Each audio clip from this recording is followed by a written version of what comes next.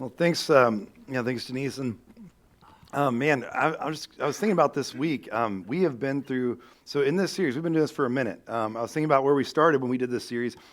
Started with the one another's, it was about 8 weeks ago.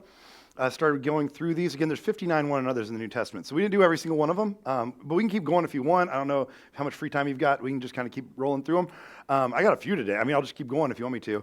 So stick around. Don't go to lunch. I'll just keep teaching right through all the one another's. But I was thinking about where we started, and this was right before, if you recall, we have had, since we started the series, 2 hurricanes. We've had an election. We've had actual births, we've had deaths, we've had all kinds of things happen. And it's a good time to kind of take in and think about the one another's and think about how we're doing. And actually inventory, how is this working for us? How have we done with this? How are we doing to this point? Are we actually living out these one another's? We've been through all kinds of different one another's, right? We've been through different one another's of love one another, which is the most common command we see in the New Testament, is love one another. In fact, that's the most common command in the entire Bible. If you were looking for one command that's said over and over again, the most common command in the entire Bible is love one another. Then we've looked at honoring one another. We've looked at things like stop judging one another, where Gary taught for us. We had bear with one another last week, where Sarah was here, and she preached about that. And we've had different one another's. We've even done washing one another's feet, all kinds of one another's. The question is how are we doing with it? Not just what is the thing we've learned. This isn't just a time to walk away in a Sesame Street style and say what did you learn today? But what are you doing with what we've learned? What's actually come into practice? And I think, if I'm being honest with you, the thing I've noticed most as I've thought through this one another series and as I've spent time in the Word on these one another's is that for me, what happens is people just get overlooked a lot. Just people, just the idea of people, they are mostly things that are in my way, or they are things that are a challenge for me, or they are things that I just don't see. I just don't see them. The other day, I was thinking about when we started this series, I had just come back from a trip with my family out to Yellowstone. And we were out in Yellowstone National Park. We were driving through. And if you know how this works, again, it's like any other amusement park. If you see a whole bunch of cars stopped in a long line, you just automatically stop too. And you get in the line. And you're just something must be here. So we're driving through. We're in our car. We see a bunch of cars kind of pulled over to the side of the road. And so we're well, we probably should pull over too. Now we pull over, and a guy has a long, long lens on a camera, and he's standing there. He's taking pictures. I'm what do you see? I don't see it. What do you see? He's well, I think we lost it, but an elk was walking back that way. I was oh, okay. And so he kind of leaves, and you see the whole crowd kind of get disappointed, and they all take off because the animals aren't doing what we want them to do. This stupid wildlife. We are here for tame life, not for wildlife. And so everybody kind of disappointedly goes to their cars, and I'm the idiot who stays put. I'm I don't know. I kind of can see one. I think I see one. And so I'm standing there, and there's this log that's probably about 50 yards away. I mean, it's not close to me, but I can see this log, and right behind it, this elk has just laid down. She's just laying there, and she's looking right at me. So I pull out a camera myself, and I start taking pictures. Well, then a whole new line starts showing up of people, right? Because I'm taking pictures. All you need is one lone idiot, and people will follow you to do anything in life. I'm just being honest with you. And so I'm sitting there taking pictures. I could have been doing nothing. I guarantee you I would have had a crowd so fast. So I'm just taking pictures, just watching. And this elk is way back. I can barely see her. I'm barely getting her on camera. I can barely see what's going on. And a guy comes up to me, and he's what do you see back there? And I was there's an elk. I can see her. And he's oh, yeah, I can see her too. But there's one right there. I turn to my left. I kid you not, 10 feet from me is an elk walking right up to me, walking right towards me. And then she just turns and walks down the road, she owns the joint, And I was oh, yeah, there is one right there. That would have been a much better picture probably than me staring at this one. Right? And that's the way I feel about people sometimes. I see kind of the distant view of them, or I see the view of them that I want to have, kind of this flattened version of them, this smaller version of them that's more manageable for me in a lot of ways. And I'm squinting to kind of see who they are, where there are people around me all the time who are in need of love, in need of honor, in need of serving. There are people around me all the time that those are the ones I overlook a lot. And it's a good time to inventory, where are we at with that? How are we doing with this? And so today, as we kind of wrap this series up, that's kind of the goal, is to look at how we've been doing with this, and then kind of look at how we spur one another towards doing this more and more. How do we continue to see this not just as a series that we do or just a teaching that we go through, but a way of life that we try to live more and more?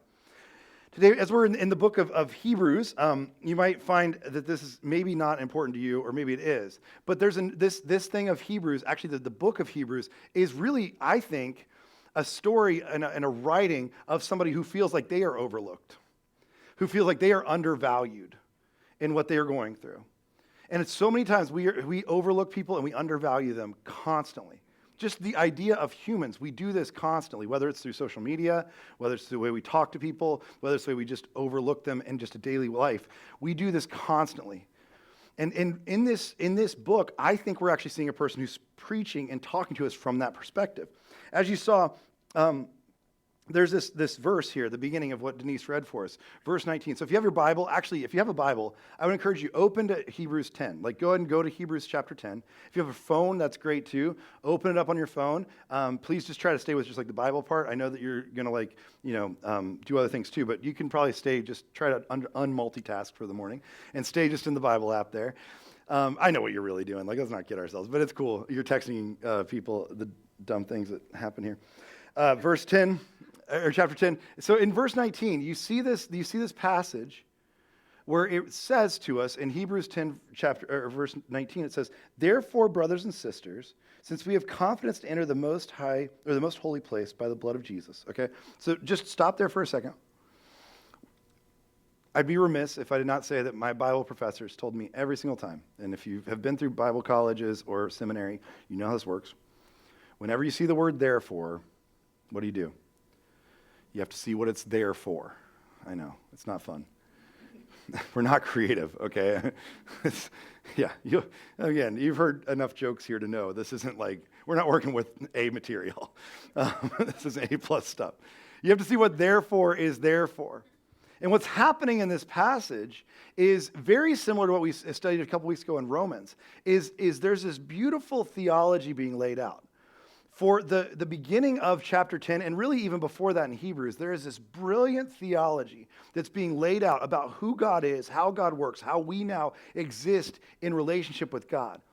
And then it's going to flip here to this theopraxis, which is what we would call, so theology is the study of God or the knowledge of God, but theopractice is the practice of God. So how you put it into practice in your daily life. And this theopraxy is where we start to move. We change from this idea of theology to theopraxis. We're going to start actually living it out.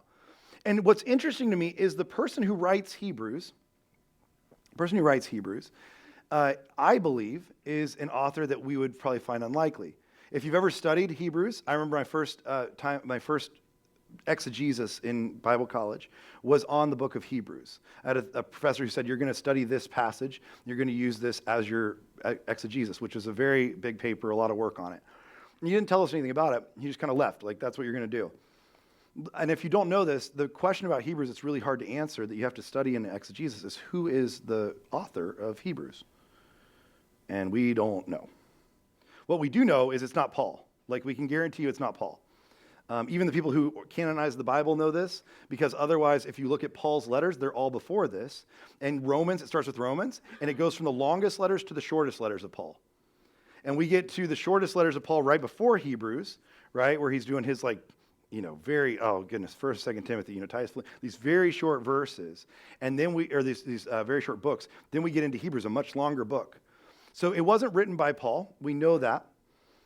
Some people think it was written by a guy named Apollos, very smart guy, and he was a follower kind of Paul. But I actually think it was written by the person who taught Apollos everything he knew. If you study in the book of Acts, there's Paul, then he had this couple who came on board who taught Apollos, and their names were Priscilla and Aquila. Priscilla and Aquila, as you might be able to tell in those names, Priscilla was a woman. And she knew the Bible. It's crazy talk. I know. Some churches, I understand there's different beliefs, there's different theology around this, but in my opinion, it seems as though, I'm just spitballing here, a woman knew the Bible as well as a man and seemed capable of teaching it at this moment. In fact, Paul puts her in charge of it. In fact, when Paul writes about Priscilla and Aquila, which he does quite frequently, he has 5 different times he references them, he references Priscilla first and Aquila second. In a Roman culture, that was not common. And he references Priscilla specifically in what she's doing. It's actually my belief, and you can disagree with me, and it's fine. I'm not saying I have enough backing to say this for sure. I was not there. But my belief is that the book of Hebrews is actually written mostly by Priscilla. And that's why there is no author's name on the book. A book would have never circulated if it had a woman's name on it. But that doesn't mean that there's not value and incredible theology happening in this book. But we know that Priscilla, she would have been a teacher, and Paul trusted her enough to put her in charge of teaching Apollos. Like, she was good at what she did. And we see this throughout the New Testament, right? A woman who would have been seen as less than in a Roman culture came into this thing called the church, came into this kingdom of heaven thing that Jesus was doing, and suddenly all those power structures seem to shift. Everything seems to change. Pliny, the elder, he wrote in the first century, Pliny has a quote where he talks about how women were actually treated as equals within the church. Pliny says that this was a common thing. He says, within the church, as nowhere else in society, notice this, nowhere else in society, women are given leadership positions, and they appear to be equal contributors to the community. This wasn't a bug, this was a feature of the church. This equality of these people coming together. In fact, we see it later. Tertullian would write this late in the third century. But Tertullian also went on to write this in just a historical book. He says, people cry out that people of both sexes, of every age and condition, even high position, even those that are wealthy, which this is shocking, and those that would be lowly, apparently, are passing over to Christian society. They lament this as though it was a calamity. Like, this is bad for us. This is bad for Rome. There's a place that both sexes are coming together and seen as equal.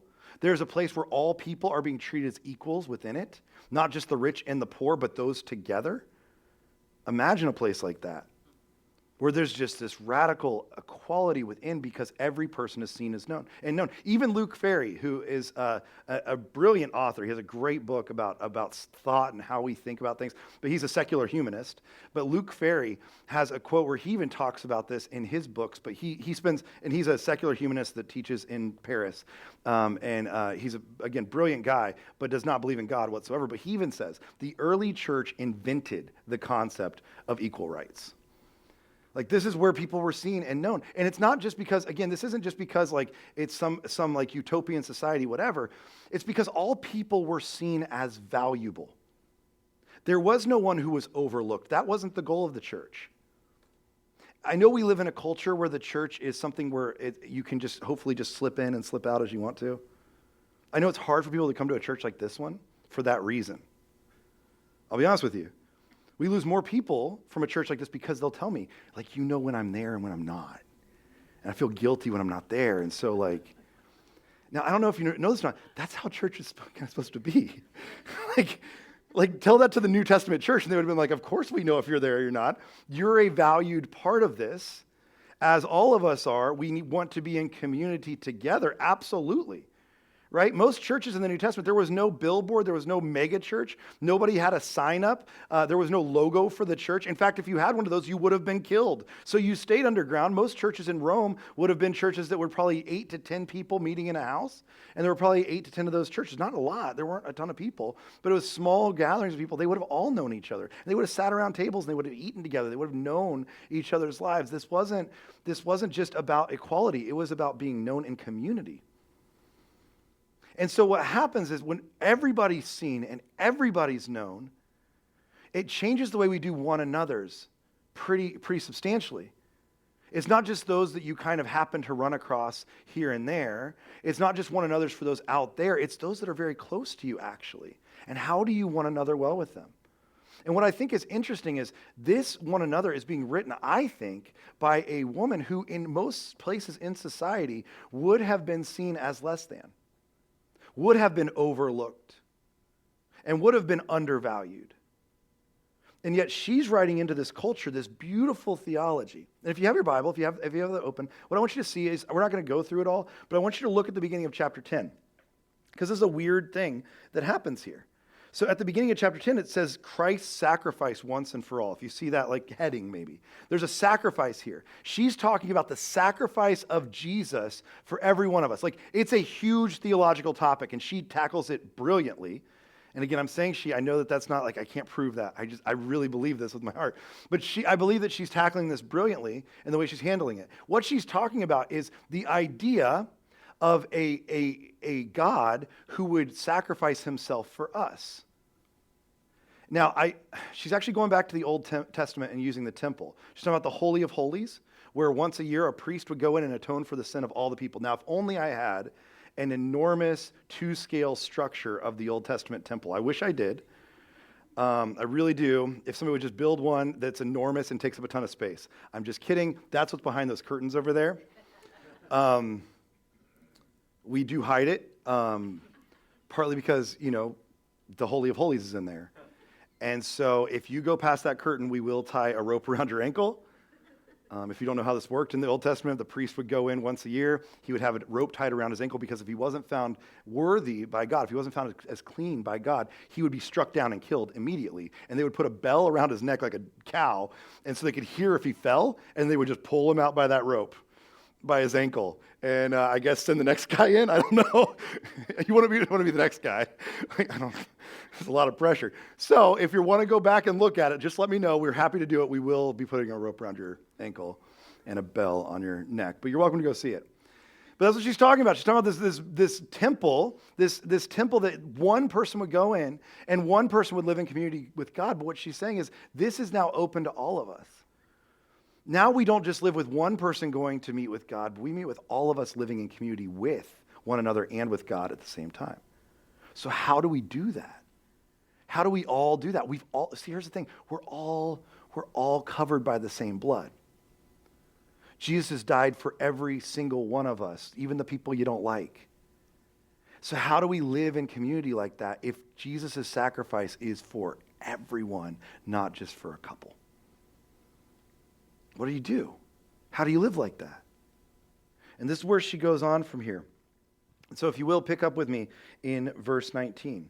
Therefore, with all that in mind, with this beautiful background in mind, brothers and sisters, now we have confidence to enter the most holy place. Like all of us, every single one of us has access to that same place. Jesus died for every single one of us. He covers every single one of us with his sacrifice by the blood of Jesus. And now, by living in a new and living way, he opened up the curtain that is his body. And since we have a great priest over the house of God, and we could go through every line of this, the theology is thick here, but it's really beautiful imagery. We don't have time for all of it. But then she says, and then let us draw near to God with a sincere and a full assurance that faith brings, having our hearts sprinkled to cleanse us from a guilty conscience and having our bodies washed with pure water. Notice it's like there's assurance now. We are promised these things. We know them to be true. This is who God is, and he's done this for every one of us. And then she goes on, so let us hold unswervingly to the hope we profess, for he who promised those promises, guess what? He's faithful. And let us consider how we may spur one another on toward love and good deeds, not giving up meeting together as some are in the habit of doing, but encouraging one another, and all the more as you see the day approaching. Just a real quick word on that, and maybe this is a tangent, I apologize. In this passage, right, we have this verse that suddenly the church has used as like an anthem recently, is this, do not give up on meeting together as some are in the habit of doing, right? Like, anybody know that verse? You guys familiar with that one? It's not one you're going to get tattooed on your body, like it's not like one for you, but the church has started to use it a lot.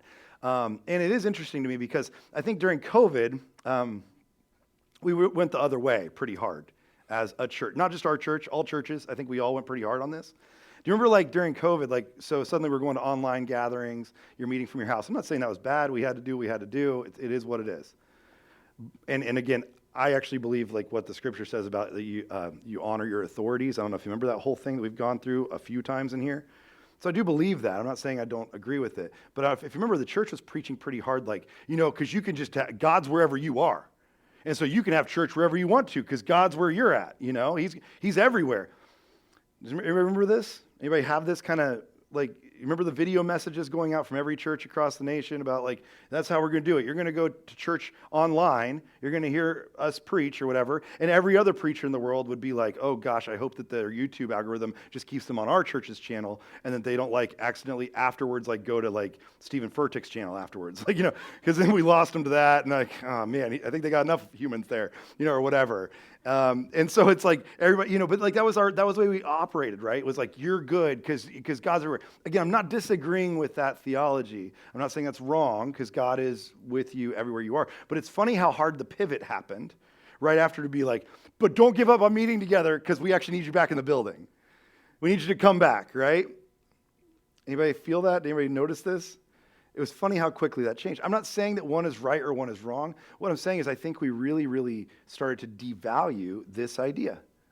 I understood it was, for the time it was, we needed to do it. But I remember a friend of mine who I think is just one of the most brilliant people in church world. I talked to him about this when we were going through COVID. I said, I don't know what to do with this and how to handle COVID. Like, they don't teach you this in seminary. They don't teach you how to do this. And he said, just be careful about that language. That God's everywhere, that you don't need to come to church, you don't need to be part of a gathering. Because if you believe that, that's fine. If you're saying like you never need to be part of a church again. But be careful not to do that. Try to make sure this is known as a temporary thing. Because otherwise, we're really kind of teaching two mixed messages here. And I think the church swung so hard into this that we need to just let everybody kind of just watch it online, which is not community, by the way. I don't know how else to clarify that. Watching a service online is not church.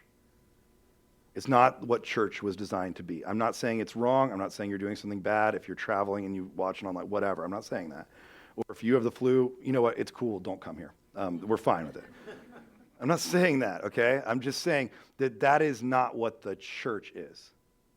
The church, in Jesus' definition, when he uses the word church, the kirche is what we hear, but the word ecclesia was a gathering of people, like a physical gathering of humans. It wasn't an online version. It wasn't like we'll all kind of just tune in when it's convenient for our schedules. I don't think community is convenient. I'm not trying to be a jerk about it. I'm a very high introvert. Community has never been convenient for me. It's not what I choose to do if I had my default settings. My default settings are that I will be by myself. I'll do my own stuff. I'll put some AirPods in and live my life. I remember when I was working at a church for a while, we would do these silent retreats for a day. We would go do a whole day of silent retreats where we would go, just read scripture and not talk to a single other person. And I remember we'd get done and some of our pastors would be like, oh my gosh, that was brutal. And I was like, can we do 2 more weeks? How much time you guys got? What's our booking good for? Can we stick around? This is awesome. It's just the way I'm wired. I'm not saying it's right or wrong. I'm actually saying, I think the community is not a convenience. It's not a program that a church puts on. It's not like just a small groups or whatever we think of. Community is like an actual discipline that happens. And we kind of started to stray so far from it thinking that this digital version is going to work for us. That's I'm not going to lie, it is connective, but it's not community. Right. And there's a difference between those two things. All that being said, this is a time where the church is gathering under massive amounts of persecution, is gathering in smaller groups, and every single person that comes to those would be known. Every person would not be undervalued or overlooked. They would be known in this space. And the writer here, she says, may we come together, right? We do this, but then go back to verse 24. And let us consider how we may spur one another on. We may spur one another or stir up one another. Here's the ESV version. I just want you to see it real quick. This is the ESV. I love the way they say it in the ESV. Let us consider how to stir up one another for love and good works. Like stir it up, which I think is kind of cool. I like the way that they say that. Because if I'm being honest with you, I think we're really good at stirring stuff up as the church. It's not always good. We're good at stirring stuff up, though. And if I'm being honest, most of the time what we stir up in the church is we stir up gossip. Like, we like to talk about other people.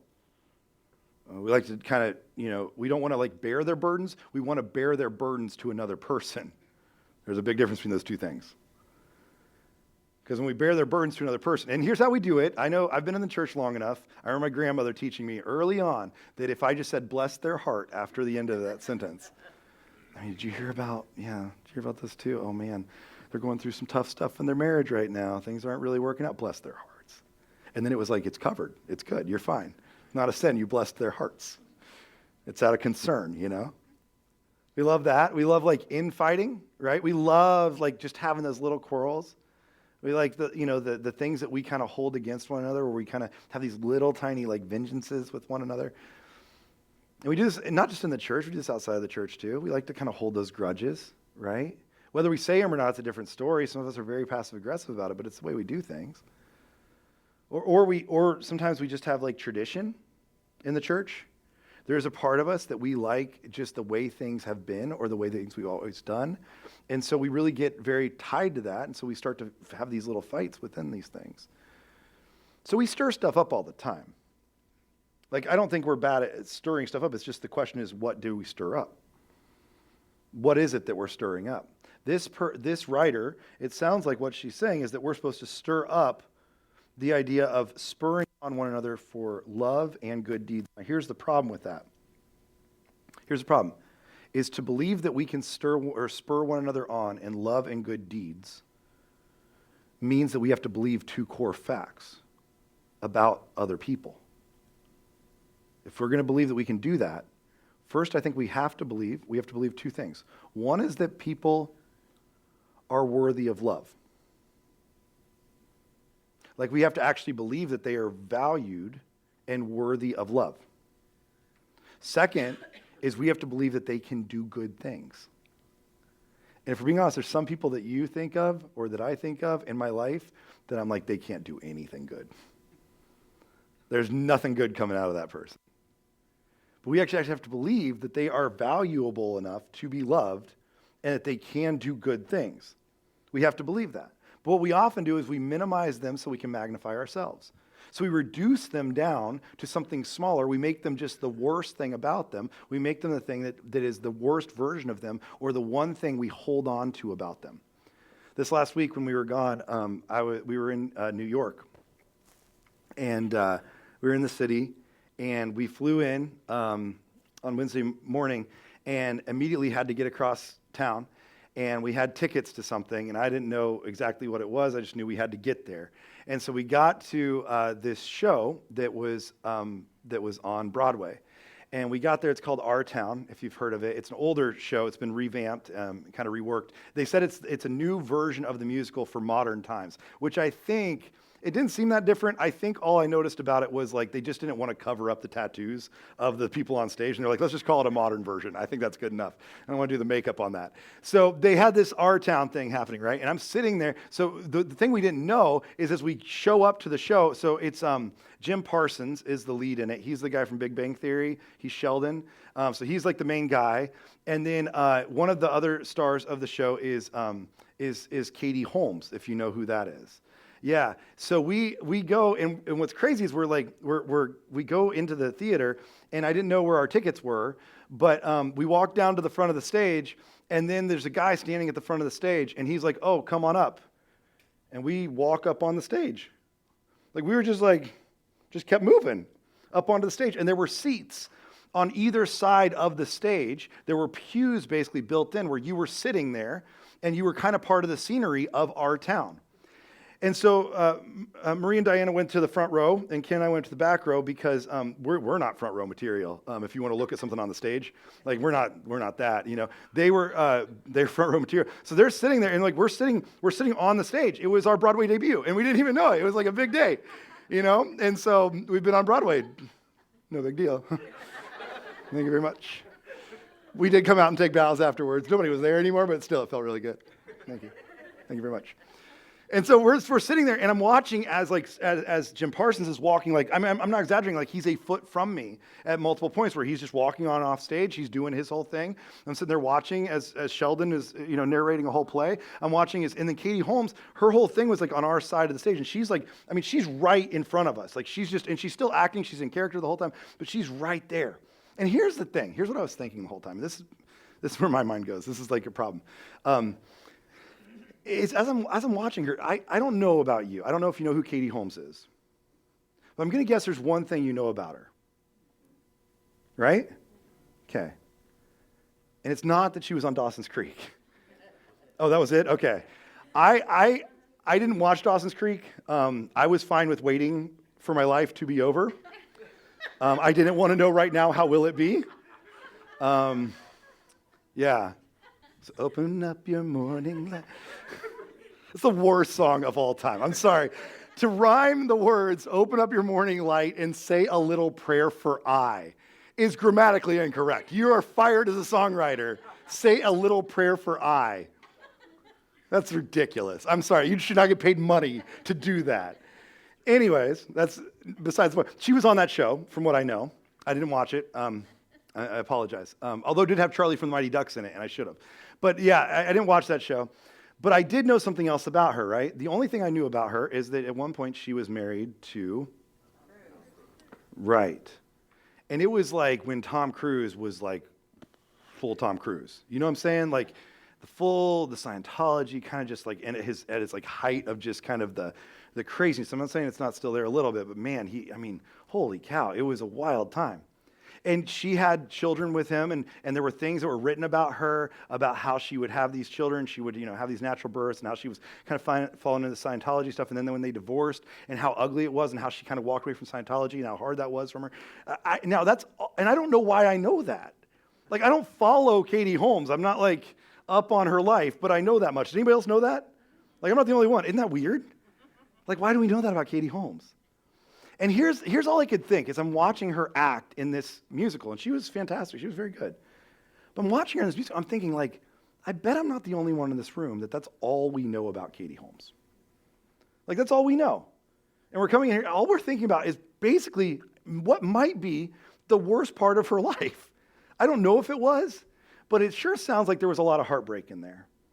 There was a lot of bad stuff that happened in that moment.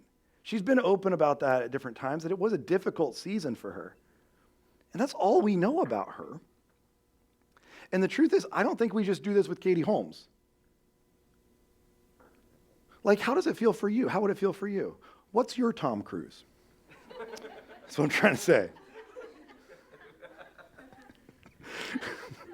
What's your moment that you're like, that was the darkest time for me, and if that's all you knew me for, how would that feel?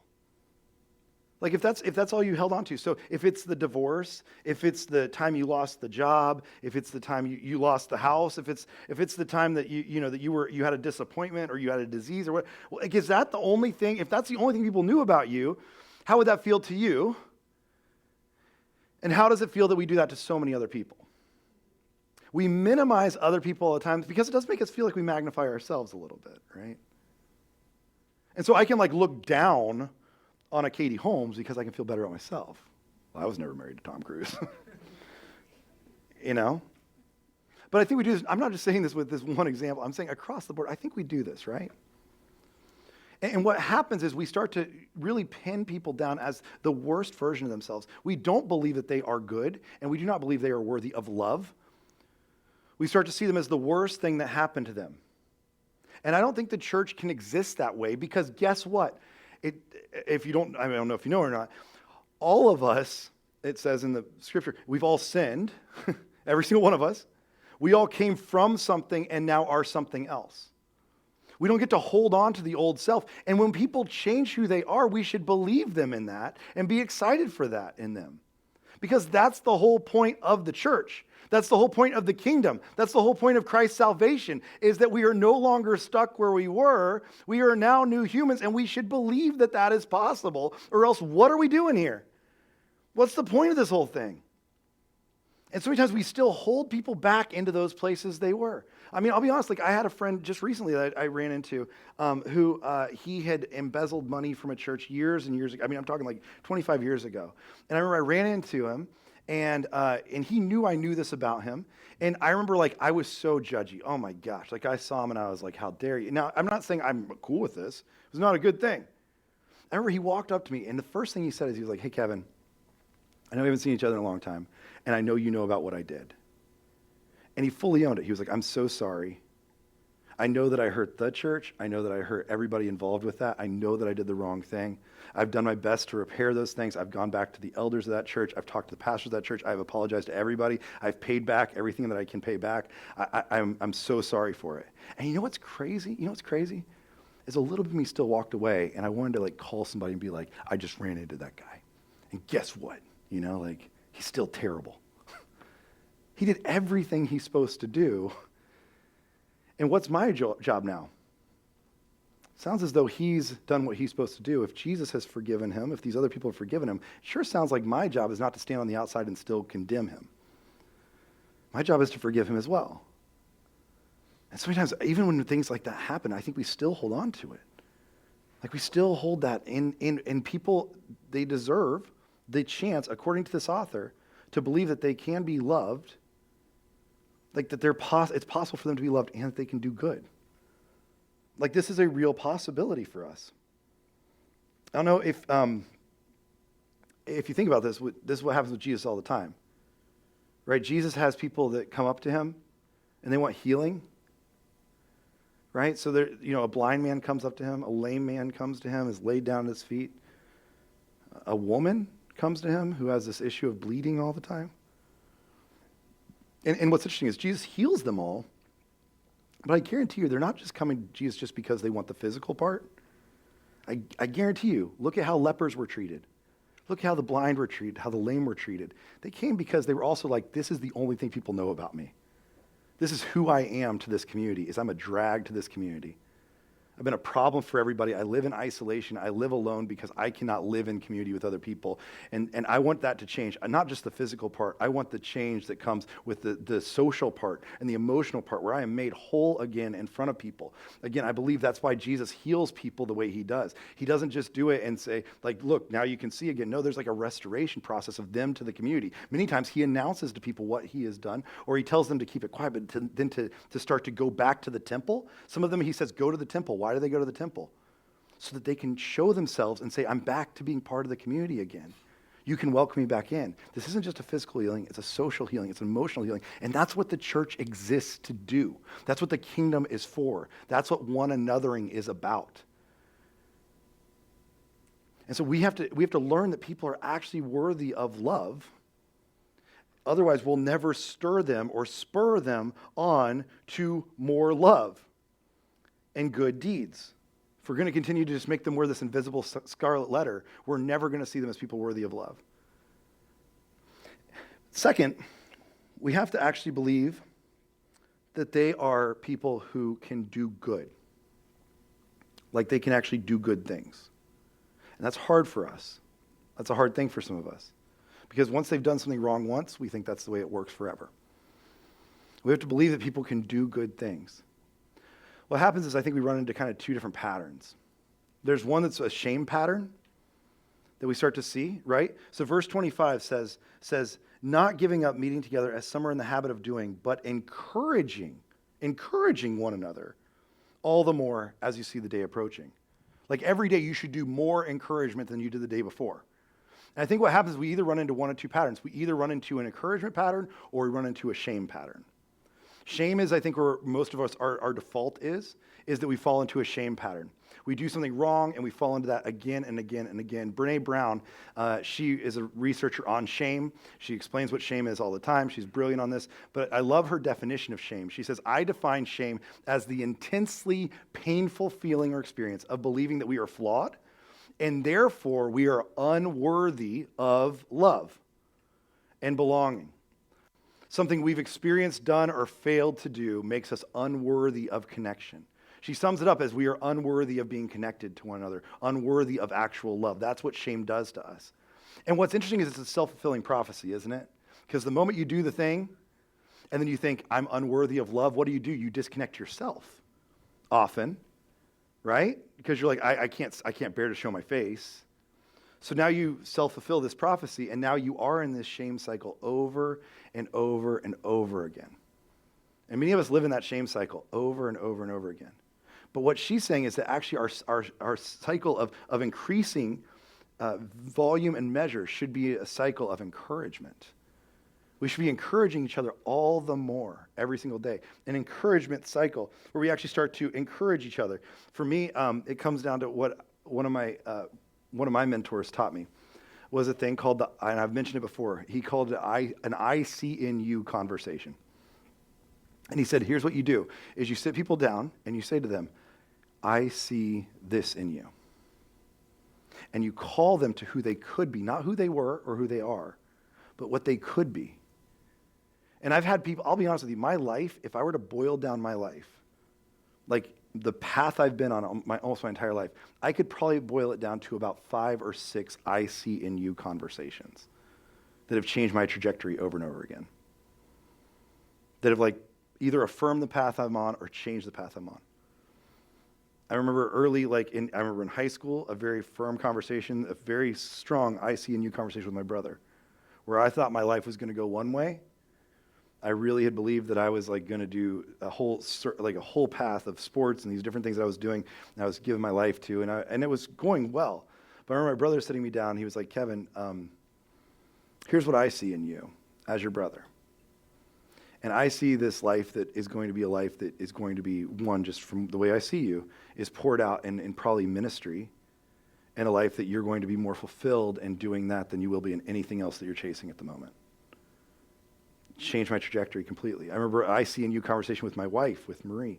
We were in the spot where I was studying one thing. I thought I was going to go a different direction. Marie had told God she'd never marry a pastor, and I had told God I'd never be a pastor. And look at us both now.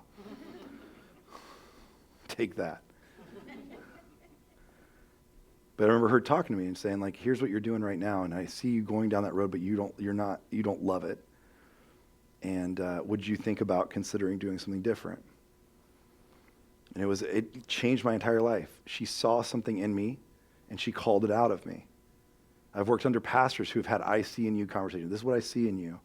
And they call me. Here's the thing that's great about it. It's not telling you what you're wrong about. It's telling you about what's right with you. Encouraging the things inside of you. Anybody as a parent struggle with this? So I'm going to be honest with you. I'm not a good encourager. I'm not good at encouragement. It's not natural to me. I've shared before that my family, we were not a family of encouragement. Marie's family, great encouragement.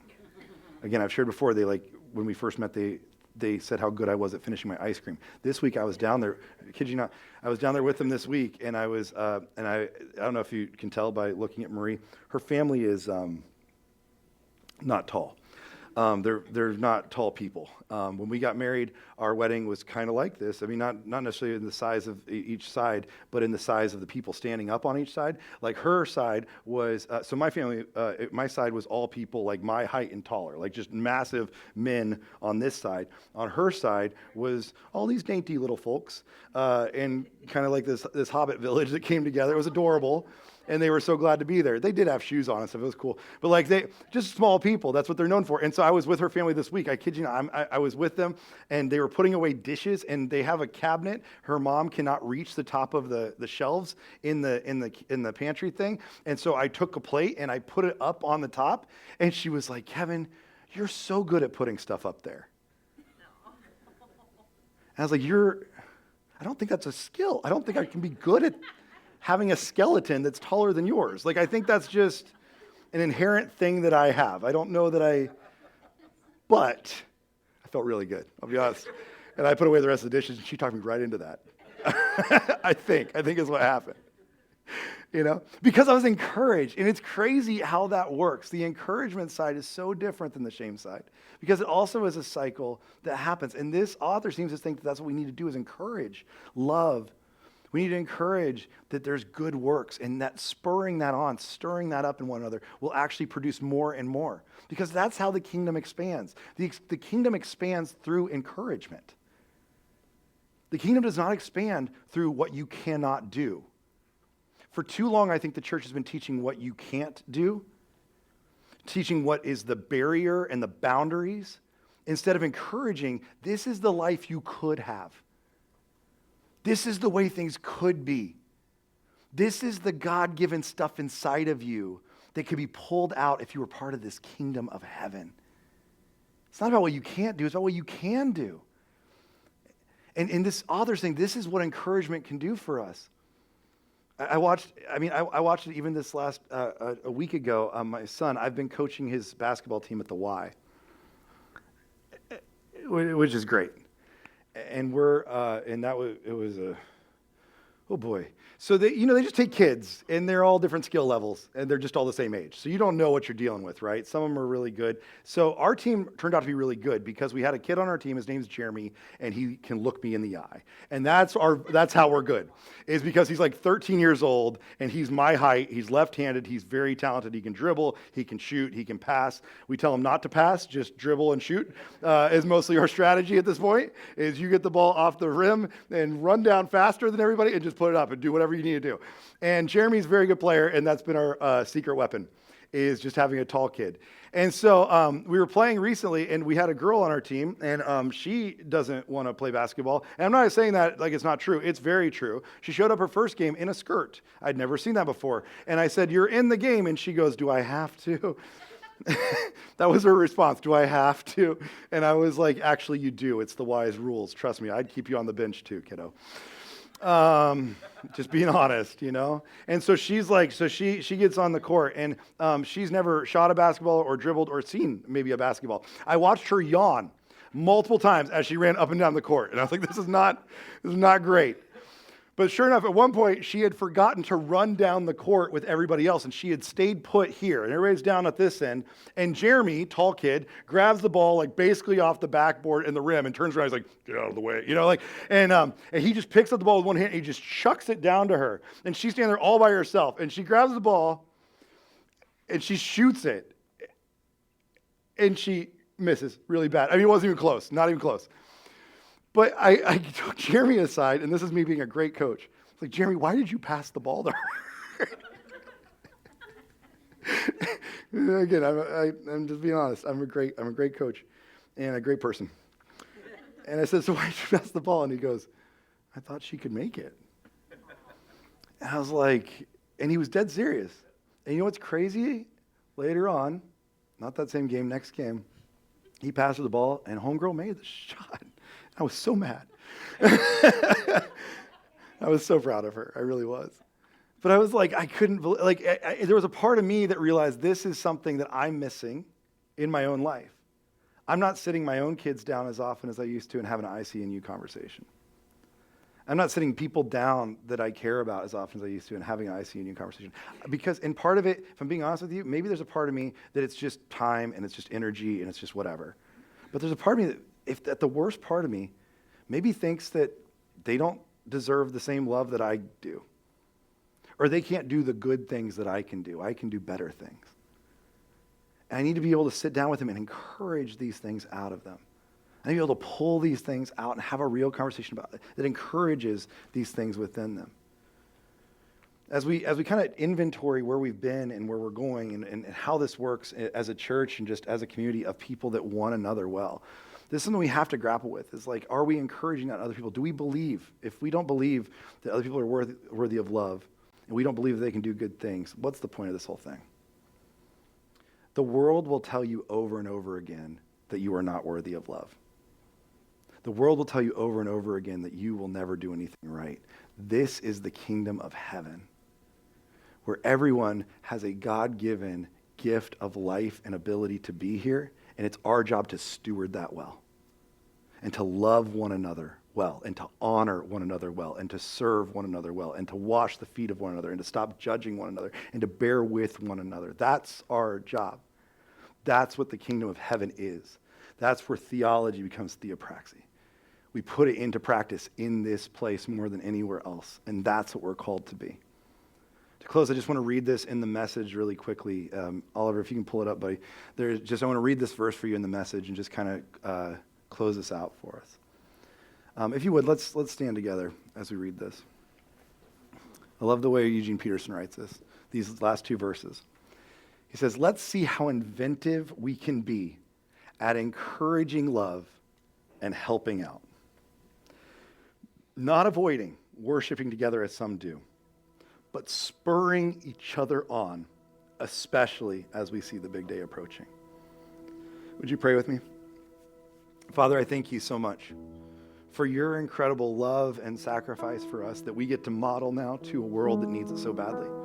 And I believe that the church, the kingdom, can be this beautiful thing that people want to be a part of because it's so different than the world they live in. And so I pray you would help us to be different than that. That we be people who love well, who serve well, who give well, who are generous with each other, be people who honor one another, we bear with one another. I pray that you would make us that kind of kingdom activity, an ecclesia, a gathering of people that honor one another, and by doing so show how much we love and honor you. Because you did this for us, we now do it for others. I pray we would welcome others into this space, into this community. I pray that we would take these principles and not just live them out even inside of this place, but with others that we work with, others in our homes, others in our schools, other people that we come in contact with on a daily basis. I pray we wouldn't be overlooking or undervaluing anyone made in your image, which is everyone. We would never see this as some kind of zero-sum game where we win and others lose, because when we see it that way, that's our kingdom. But when we see it as a thing where others can win and others can do good things and be loved, then we see it as your kingdom. And so I pray we would be about building your kingdom and not our own. We'd be about building your church and not what we want it to look like. We'd be about loving people the way you want us to love them and not about preserving ourselves in the midst of it. We thank you for these words of wisdom that have been brought to us for thousands of years, and we pray we wouldn't take them lightly or just walk away from them as a simple teaching. We would take them to heart. I pray all these things in your name. Amen. Amen. Well, I hope you have a great Thanksgiving. I hope you have a great time with family and with friends or whoever you're with this week. I hope you have a fantastic week, and we will see you next week as we dive into Advent together.